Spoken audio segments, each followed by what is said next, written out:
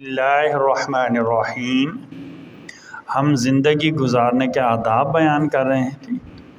اچھا، آج کا ہمارا موضوع ہے زکوٰۃ اور صدقہ کے آداب۔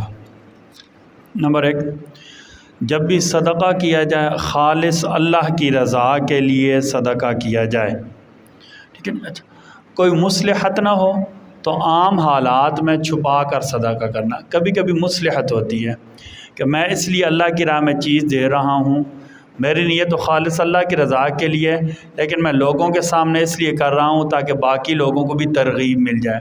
جیسے ہمارا کوئی اجتماعی حالات ہوتے ہیں، مثلا کہ اللہ نہ کرے زلزلہ آ گیا، سیلاب آ گیا، ٹھیک ہے نا، ابھی بھی ہم صدقہ وغیرہ دیتے ہیں، یہ سب کے سامنے دیتے ہیں۔ کیوں دیتے ہیں؟ تاکہ ہمیں دیکھ کر باقی لوگوں کے دل میں بھی یہ نیکی کرنے کا خیال پیدا ہو۔ اگر کوئی ایسا خصوصی موقع نہ ہو تو عام حالات میں خاموشی سے صدقہ کرنا، عام حالات میں بالکل اللہ کی رضا کے لیے کسی کو بتائے بغیر صدقہ کرنا، ٹھیک ہے نا۔ صدقہ وغیرہ کے مسائل معلوم کر لینا، ٹھیک ہے۔ اسی طرح زکوٰۃ وغیرہ واجب ہو جائے تو اس کی تاخیر نہ کرنا، زندگی موت کا کوئی پتہ نہیں ہے، ٹھیک ہے جی۔ اچھا جی، جب بھی صدقہ کریں تو اپنے رشتہ داروں کو پہلے دینا، اپنے رشتہ داروں کو پہلے دینا، ٹھیک ہے جی۔ نبی کریم صلی اللہ علیہ وسلم فرمایا کہ جب آدمی کسی عام مسکین کو صدقہ دے گا تو ایک ثواب ملے گا، لیکن جب اپنے کسی رشتہ دار کو صدقہ دے گا تو دگنا ثواب ملے گا۔ ایک صدقہ کرنے کا اور ایک صلہ رحمی کرنے کا، رشتہ داری کی وجہ سے ثواب، ٹھیک ہے جی۔ محتاجوں کو تلاش کر کے ان کی ضرورتیں پوری کرنا، ٹھیک ہے جی۔ اچھا، سائل سے نرمی کا برتاؤ کرنا، اگر کچھ نہ دینا ہو تو اچھے طریقے سے واپس کر دینا، کچھ نہ دینا ہو تو اچھے طریقے سے واپس کر دینا۔ یہاں سے ایک مسئلہ سن لیں۔ ایک مرتبہ کسی نے استفتاء کیا تھا، پتہ نہیں کون سا دارالافتاء تھا میرے ذہن میں، کہ یہ گلیوں سڑکوں میں مانگنے والے آ جاتے ہیں، یہ جان نہیں چھوڑتے، کسی اشارے پر کھڑے ہو جائیں تو یہ جان نہیں چھوڑتے۔ ہمارے چکیاں والا پل یہاں سے نکل جائیں تو چپ چاپ، یہ تو باقاعدہ ٹرینڈ شدہ ہوتے ہیں نا، دیکھتے ہیں پہلے ایک آتا ہے اس کو دے، پھر باقی فوراً حملہ کر دیتے ہیں۔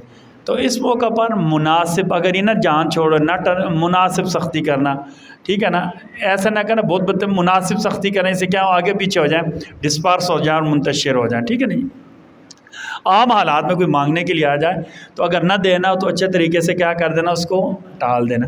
لیکن جو پیشہ ور ہوتے ہیں بہت زیادہ تنگ کرنے والے، تو ان کو مناسب سختی کرنا یہ بھی کیا ہے، جائز۔ میں نے آپ کو مثال دے دی، چکیاں پل ہے، 8-10 بندے آ کر کوئی آپ کی گاڑی کا شیشہ بجائے گا، کوئی آپ کو آوازیں دے گا، حتیٰ کہ استغفر اللہ بسا اوقات آپ کسی اچھی بیکری سے یا کسی اچھا نکل آپ کے کپڑے پکڑ کر کھینچنے شروع ہو جاتے ہیں۔ یہ بذات خود ادب کے خلاف ہے۔ ان لوگوں کے ساتھ تھوڑی سی سختی کرنا بھی کیا ہے، جائز ہے، حالات کے مناسب، ٹھیک ہے۔ اچھا، جو شخص اللہ کا واسطہ دے دے تو اس کو کچھ نہ کچھ دے دینا۔ کیوں بھلا؟ ساری نعمتیں ہمیں اللہ نے دی ہیں، ہمارے پاس جو کچھ بھی ہے یہ اللہ کا دیا ہوا ہے، یہ مال بھی اللہ کا دیا ہوا، ٹھیک ہے سمجھ۔ صدقہ دے کر احسان نہ جتلانا، تکلیف نہ دینا۔ قرآن میں اللہ نے کہا یا ایھا الذین آمنوا لا تبطلوا صدقاتکم بالمن والاذی، ایمان والے اپنے صدقات کو احسان جتلا کر اور تکلیف پہنچا کر ضائع نہ کیا کرو۔ اللہ نہ کرے ہمارا ایک معمول ہے نا، کسی کے ساتھ نیکی کر دے نا، بعد میں اللہ اسے اچھا کر دے۔ مثلا کسی زمانے میں کسی بندے کے حالات ٹھیک نہیں تھے، یہ تو اللہ کا نظام ہے نا۔ مثلا بچے چھوٹے تھے، والد فوت ہو گیا، کل بچے بڑے ہو گئے، کہیں باہر وغیرہ چلے جائیں، ہمارا عمومی طور پر تانا دیا جاتا ہے اسا نہ کھائی بڑے ہوں گلا بانے، اسا نہ کھائی بڑے ہوئی گئے ہوں گلا بانے، ہمارا کھا کر بڑے باتیں کرتے ہیں، نہ نہ۔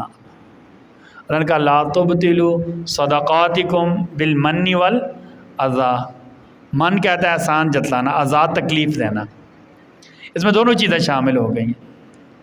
اچھا، بسا اوقات ہم کیا کرتے ہیں، صدقے کے پیسے ہوتے ہیں نا، کسی کو دے کر کہتے ہیں فلاں کام بھی ساتھ کر لو، یہ بھی اخلاق کا شرعاً اچھا، یہ تو پھر اجرت کے ذمہ آ گیا نا، ٹھیک ہے نا جی۔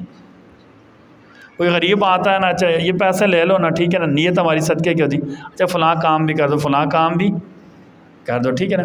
اچھا، اسی کو کوئی برا لفظ نہ کہنا۔ میں نے آپ کو ایک مثال دے دی، ہمارے عمومی طور پر ایسا ہی ہوتا ہے، ٹھیک ہے نا جی، کہ اللہ نہ کرے کسی غریب کے حالات ٹھیک ہو جائیں، اس کو تانا مار جاتے ہیں کہ ہمارا ہی کھا کر بڑا ہوا ہے، کل تک ہم سے لیتا تھا، باتیں کرتا ہے، ٹھیک ہے، یہ قطعاً جائز نہیں ہے، یہ بالکل کیا ہے، ناجائز ہے۔ دیکھو جی، ہم کام کس کے لیے کر رہے ہیں؟ اللہ کے لیے کر رہے ہیں۔ جس اللہ نے آج ہمیں خوشحالی دی ہے، اللہ نہ کرے کل اگر برا حال آ جائے تو پھر ہمارا کیا ہوگا؟ اللہ تعالیٰ ہم سب کو کہنے سننے سے زیادہ عمل کی توفیق عطا فرمائے۔ یہ آپ سے گزارش ہے، ٹھیک ہے، کہ یہ ابھی برسات کا موسم ہے نا، ساون ہے، بارشیں ہو رہی ہیں، تو خصوصاً جو لوگ ایک تو یہ کہ اپنے گھر وغیرہ کا دھیان کر لیا کریں، جو ہمارے نمازیں خصوصاً سے گزارش، بجلی کی تاریں ہمارے یہاں گزر رہی ہوتی ہیں، کبھی کبھی دیواروں کو ٹچ ہو جاتی ہیں، اس طرح کیبل کی تار یا کچھ، ان میں کسی چیز میں بھی کرنٹ آ سکتا ہے کسی وجہ سے، کیونکہ اکثر یہ ہوتا ہے کیبل وغیرہ کی تاریں بھی، یا یہ جو ہمارے یہاں نیٹ وغیرہ لگے تو ان کی تاریں بھی بجلی کی تاروں کے ساتھ ٹچ ہوتی ہیں۔ جب یہ تار پنچر ہوتی ہے تو اس کی لیکیج کی وجہ سے ان کے اندر بھی کرنٹ آ سکتا ہے، ایک تو اس کا دھیان رکھنا ہے۔